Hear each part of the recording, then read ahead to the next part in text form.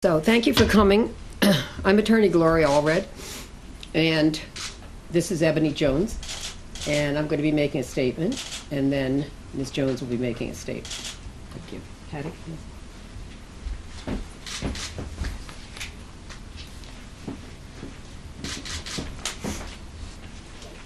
Thank you. You may need these. Okay.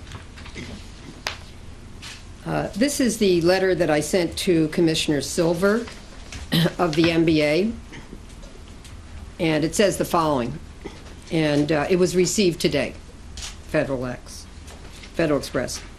Dear Commissioner Silver, I represent Ebony Jones, daughter and executor of the estate of Candace Jones.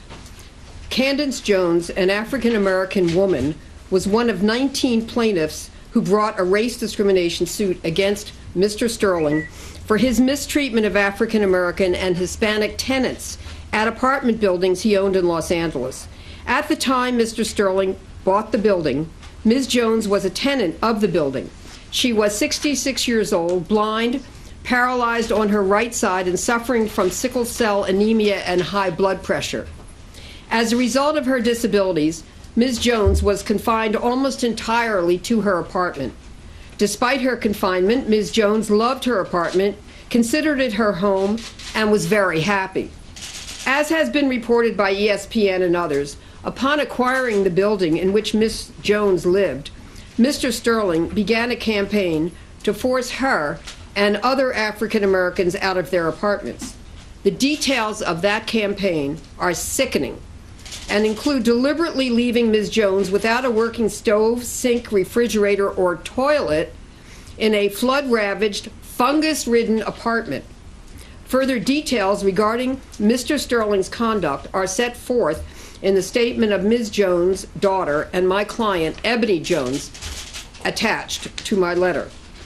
Candace Jones died while courageously fighting back against Mr. Sterling's racist efforts to evict her and other persons of color from their apartments. Ebony continued that battle in her mother's stead for 2 additional years after Ms. Jones' death, until the case was ultimately resolved. While Mr. Sterling was able to avoid the swift justice likely to be imposed by a jury of outraged citizens, it's long overdue for him to be accountable for the harm that he has inflicted on my client's late mother and others.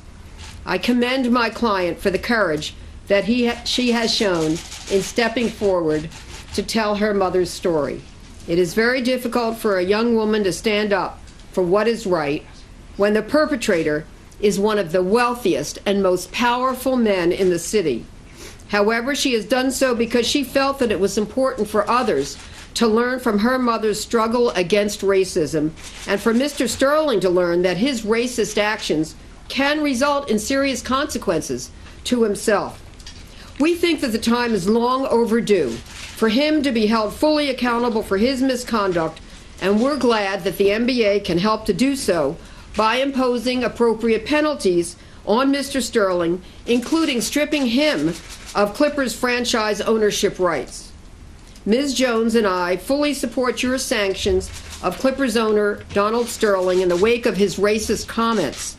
As the NBA weighs further action, including forcing Mr. Sterling's sale of the Clippers, we believe that the NBA should consider his callous, racist conduct in the case of Candace Jones. My client, Ebony Jones, and I would be happy to meet with you to discuss her mother's case and to share with you the impact of Mr. Sterling's racism on her and other members of our community. Please contact me if you would like to arrange a meeting with Ms. Jones. We look forward to hearing from you. And now I present Ms. Jones, and then after Ms. Jones, I'll have a statement about Mr. Sterling's latest comments in his interview on CNN.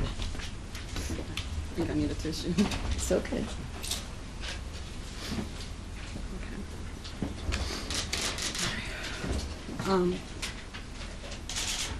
Most daughters love their mothers. Few are inspired by their mother's fight for justice. that they feel compelled to carry on. Even after their mother's death, I am one of those lucky few. My name is Ebony Jones. My inspiration is Candace Jones, my mother. At the time, Donald Sterling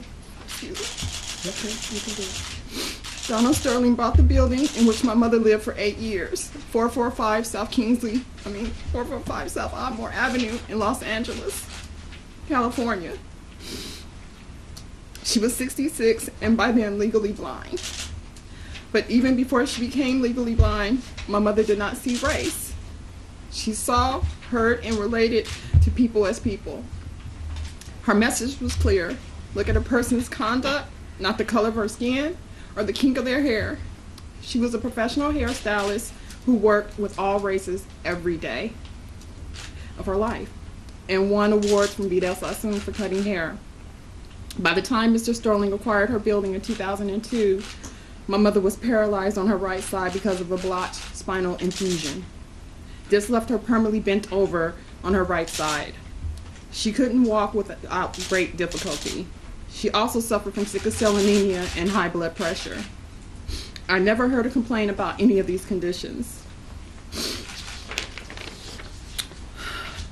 She was, in spite of her disabilities, a positive person, thankful for each day of her life on this earth. Because she was blind and couldn't really get out on account of her paralysis, the apartment was more than a home. She could feel her way around the familiar rooms, furniture, and objects without needing to see, in comfort and in safety. She passed almost her waking hours in her apartment. It was her sanctuary.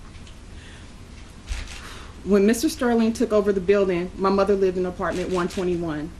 Neighbors who knew my mother saw her as a quiet, blind, retired hairstylist who could barely walk. According to testimony of Sumner Davenport, the building's manager, as reported by ESPN, the Huffington Post, and NPR and others, what Mr. Sterling saw, however, was one of those black people that stink. Mr. Sterling wanted African Americans like my mother out so they could be replaced by tenants that fit the image. According to coverage of Ms. Davenport's testimony, including in ESPN, Sports Illustrated, and Deadspin, Ms. Davenport introduced herself to my mother, and a week later my mother was asked to move and leave the building. No reason was given, none could be offered. Candace Jones had always paid her rent on time. Her apartment was neat, clean, and well maintained. When things broke in her apartment, my mother first asked and then pleaded for broken facilities to be repaired.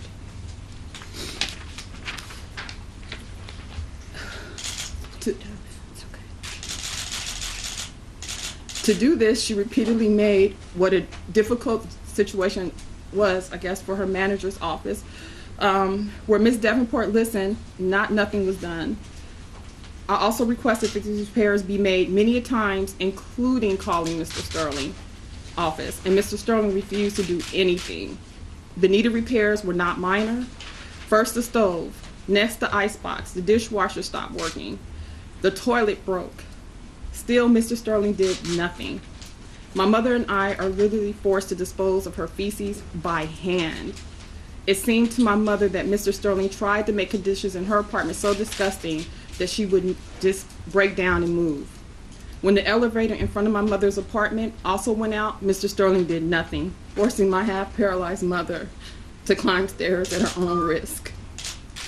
Finally, construction work at Ardmore apartment caused massive flooding in my mother's apartment. I rushed to apartment 121, where I found her totally distraught and disoriented, standing in several inches of water as familiar objects were floating by. My mother asked to be reimbursed for her lost property. Mr. Sterling's response, according to Ms. Davenport's testimony that was reported in numerous news sources such as ESPN, NPR, and the Huffington Post, was just to evict the bitch.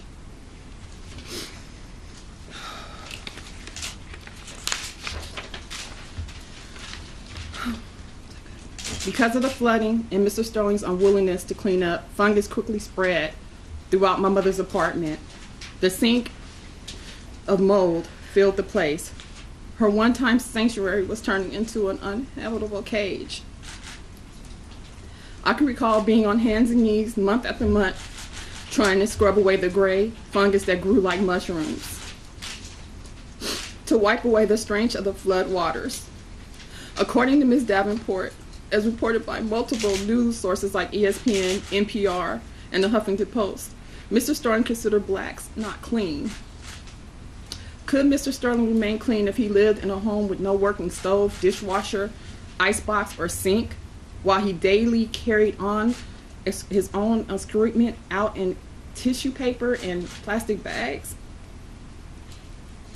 Mr. Sterling may have thought he saw a little old black lady. He could not drive out of her apartment 121, but what he didn't see by looking at the color of my mother's skin was the quality of her character. Candace Jones was a fighter.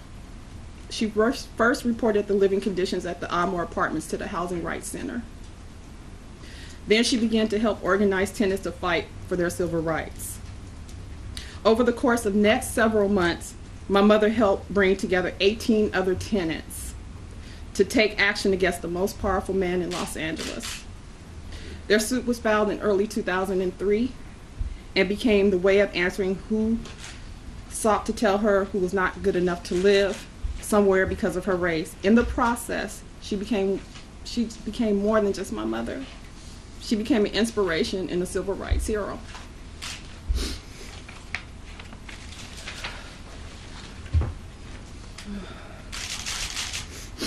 Candace Jones died during her fight for justice on July 21st, 2003.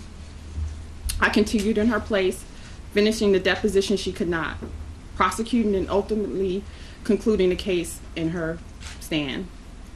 This is a remembrance of her.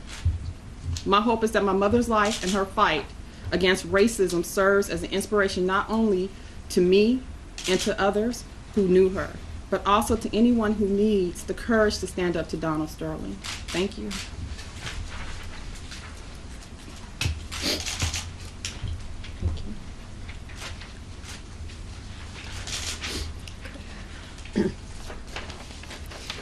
Before we take questions, this is my statement regarding Mr. Sterling's interview with CNN.